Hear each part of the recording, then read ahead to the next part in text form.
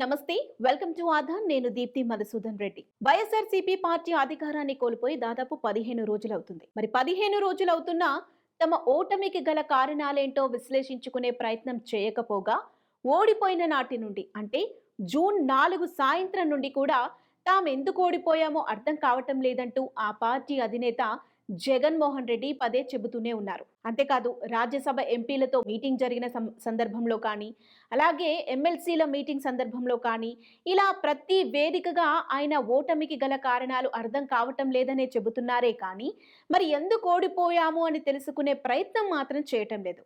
అయితే ఆ పార్టీకి సంబంధించిన సీనియర్ నేతలు కానీ, కొంతమంది ఓడిపోయిన ఎమ్మెల్యేలు కానీ ఓటమికి గల కారణాలేంటో తెలుసుకునే ప్రయత్నాలు చేస్తున్నారు. అందులో భాగంగా కొంతమంది వాలంటీర్స్ అంటున్నారు, ఇంకొంతమంది జగన్మోహన్ రెడ్డి అపాయింట్మెంట్ ఇవ్వకపోవటం అంటున్నారు, రకరకాల కారణాలు చెబుతున్నారు. కానీ జగన్మోహన్ రెడ్డి మాత్రం అసలు ఓటమికి గల కారణాలేంటో తెలుసుకునే ప్రయత్నం ఏమాత్రం చేయకపోగా ఈరోజు తమ ఓటమికి కారణం ఈవీఎంలేనేమో అనే కలిగేలాగా మాట్లాడుతున్నారు. మరింతకీ ఆయన ఏమన్నారు అనేది ఒక్కసారి చూసినట్లయితే, ఆయన ట్విట్టర్ వేదికగా ఈవీఎంల గురించి స్పందిస్తూ న్యాయం జరగటం మాత్రమే కాదు, అది కనిపించాలి. అలాగే ప్రజాస్వామ్యం ప్రబలంగా ఉండటమే కాదు, నిస్సందేహంగా కనిపించాలి. దాదాపు ప్రతి అభివృద్ధి చెందిన ప్రజాస్వామ్యంలో ప్రపంచవ్యాప్తంగా ఎన్నికల పద్ధతుల్లో పేపర్ బ్యాలెట్లు ఉపయోగిస్తారు, ఈవీఎంలు కాదు. మన ప్రజాస్వామ్యం నిజమైన స్ఫూర్తిని నిలబెట్టుకోవటంలో మనం కూడా అదే దిశగా పయనించాలి. ఈ మాట స్వయంగా వైఎస్ఆర్సీపీ అధినేత జగన్మోహన్ రెడ్డి అన్నారు. మరి అభివృద్ధి చెందినటువంటి ప్రతి ప్రజాస్వామ్య దేశాలలో ఇప్పటికే బ్యాలెట్ పేపర్లనే ఉపయోగిస్తున్నారు, ఈవీఎంలని కాదు. మనం కూడా అటువైపుగా అడుగులు వేద్దామనేది ఆయన ట్వీట్కి ఆంతర్యం. మరి ఈ మాట జగన్మోహన్ రెడ్డి అన్నారా? ఈయనేంటి ఇలా అన్నారు, మరి మొన్నేంటి అలా మాట్లాడారు అంటూ ఇప్పుడు గతంలో ఆయన మాట్లాడినటువంటి వీడియోలను తవ్వే ప్రయత్నం చేస్తున్నారు నెటిజన్లు. గతంలో ఆయన 2019 ఎలక్షన్ సమయంలో మీడియా ముఖంగా ఒక మాట అన్నారు. 80% ఓటింగ్ పర్సెంటేజ్ నమోదైంది. మరి ఇందులో ఓటేసిన వాళ్ళు ఒకవేళ వైఎస్ఆర్సీపీకి ఓటేస్తే అక్కడ వీవీప్యాట్లలో సైకిల్ గుర్తు కనిపిస్తే ఊరుకుంటారా? ఊరుకోం కదా. మరి ఎలక్షన్స్ సజావుగా సాగినట్టే కదా, ఈవీఎంలలో ఎలాంటి లోటుపాట్లు లేనట్టే కదా అంటూ మీడియా ముఖంగా మాట్లాడారు.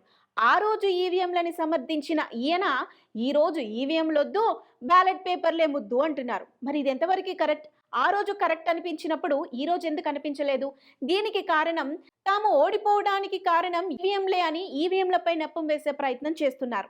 మరి గతంలో సమర్థించారు, ఈ రోజు ఈ మాట అంటున్నారు. ఒకవేళ నిజంగా ఈవీఎం ట్యాంపరింగ్ జరిగిందే అనుకుందాం. ఒకవేళ జరిగుంటే బీజేపీ పార్టీ తమ సొంత అభ్యర్థులను గెలిపించుకునే ప్రయత్నం చేస్తుంది కదా. ఆంధ్రప్రదేశ్లో అటు చూస్తే రాజంపేటలో కిరణ్ కుమార్ రెడ్డి ఓడిపోయాడు, తిరుపతిలో వరప్రసాద్ ఓడిపోయాడు. ఇది కాకుండా తెలంగాణ విషయానికి వస్తే కనీసం 2 డిజిట్ నెంబర్ గెలుచుకోవాలని విశ్వ ప్రయత్నాలు చేశారు. మరి 8 సీట్లకే ఎందుకు పరిమితం అవుతుంది? మిగతా అన్ని సీట్లలో కూడా తామే గెలవాలి అనుకుంటారు కదా.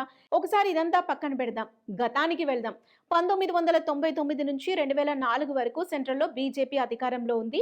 మరి ఆ తర్వాత 2004లో వచ్చిన assembly elections and parliament election సమయంలోనే ఈవీఎం మెషిన్స్ ని ఇంట్రడ్యూస్ చేశారు.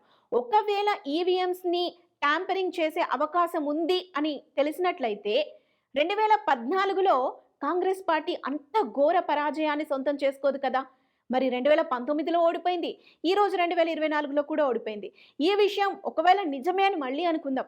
బీజేపీ కూడా ఈ విధంగా 400 సీట్లు అని ప్రచారం చేసుకొని ఈరోజు కనీసం మ్యాజిక్ ఫిగర్ని కూడా క్రాస్ చేయలేని పరిస్థితుల్లో ఉండదు కదా. సో ఒక్కసారి జగన్మోహన్ రెడ్డి ఈ విషయాన్ని అర్థం చేసుకోవాలి. మరి ఒక పార్టీకి అధినేత, ఫారెన్లో చదువుకొని వచ్చారు, ఈవీఎం మెషిన్స్ని ఒకప్పుడు సమర్థించిన వ్యక్తి, ఇవన్నీ తెలిసినటువంటి ఒక అధినేత అయ్యుండి, పార్టీకి అధినేత అయ్యుండి ఈరోజు ఈవీఎంస్ వల్ల మేము ఓడిపోయామేమో అనే అనుమానం కలిగేలా మాట్లాడటం ఎంతవరకు కరెక్ట్? మరి దీన్ని మీరు సమర్థిస్తారా? మీ ఒపీనియన్ ఏంటి? కామెంట్ చేయండి. అలాగే మరి ఇప్పటి వరకు ఓటమికి గల కారణాలేంటో తెలుసుకోలేకపోతున్నామని చెబుతున్నటువంటి జగన్మోహన్ రెడ్డికి అసలు ఓటమికి గల కారణాలేంటో మీరే కామెంట్